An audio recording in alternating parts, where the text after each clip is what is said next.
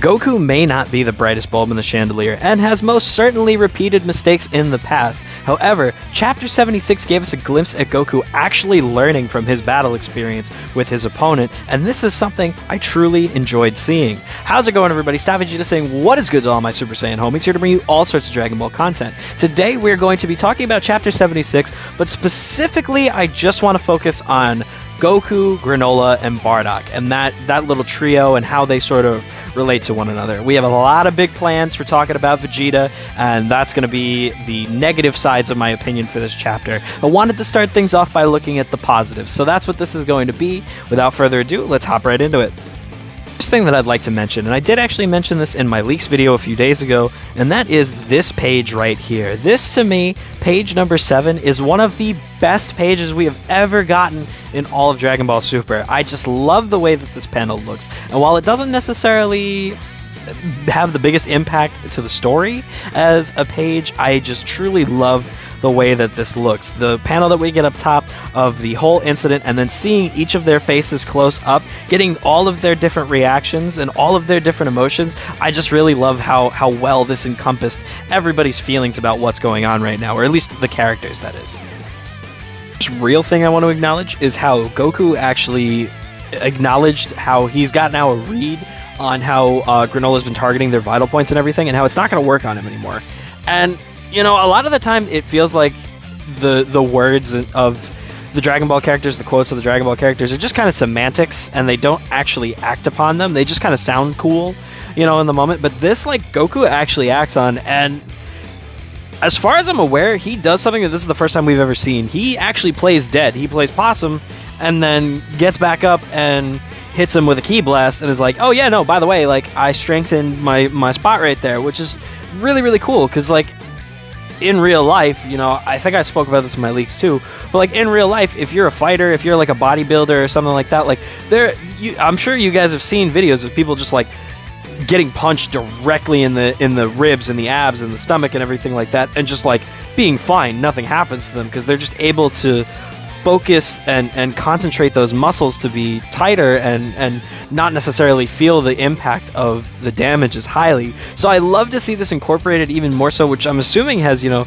a level of ki involved, and Granola then even goes on to point out that it probably is involving some level of Ultra Instinct as well.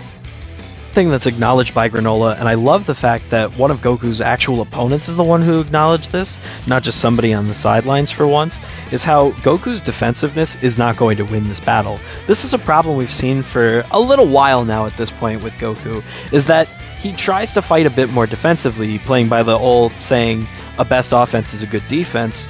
So for someone to actually acknowledge you're going to have to actually put forth some damage in order to win this one is really nice to actually hear. Though close only counts in horseshoes and hand grenades, I do still want to give Goku some credit for this one. Vegeta basically begs him and says, please, let me finish this off on my own. And Goku's response is, why are you obsessing over this, dude? Why are you obsessing over finishing this yourself? Let's work together. Though it's not out of character for Goku to suggest that they work as a team, considering that's the reason they've fused in the past.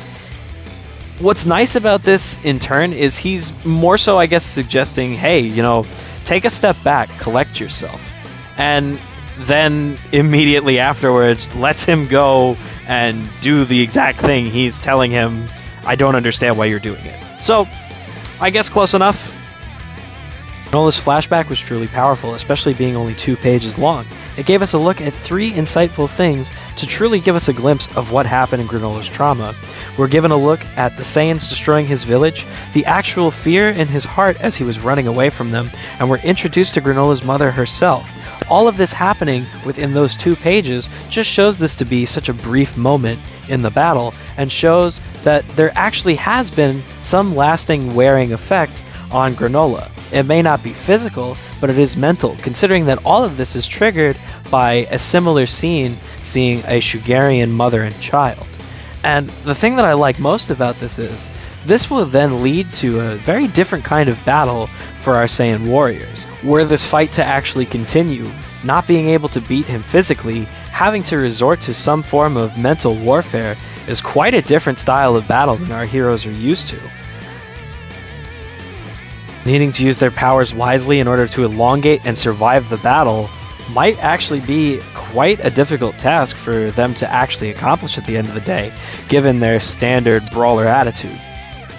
Only thing from Goku that actually bothers me this arc is that he forgot about instant transmission. My man's is literally sitting there going, I can't get any closer to Granola and Vegeta, can't do anything, damn, and doesn't remember he knows how to teleport. Like, Vegeta said he was never going to use it again because it was Goku's technique, even though it's the Yard Radiance technique, and I don't know what happened. I must have just slipped his mind. Make it make sense, people. The fact that Minato was able to recognize Goku and actually realize that he's the spitting image of Bardock is one of my favorite things about the resurgence of Bardock in the series. It feels very often in anime or manga that you get characters that look really similar and then it's supposed to be some shocking revelation that they're actually related to one another. So kudos to Dragon Ball for that. Finally, for Goku to then step in and tackle Granola and acknowledge how hot-headed both he and Vegeta have gotten at this point, I think is a really mature moment for Goku. A lot of the times we're just settling things with our fists, and though he's not necessarily killing opponents and making the comments of, have you trained? It's nice to see him actually acknowledge, hey, there's a lot of information being processed around right now. Things have really escalated. Let's all chill out for a second. It's a really interesting moment, I think, personally.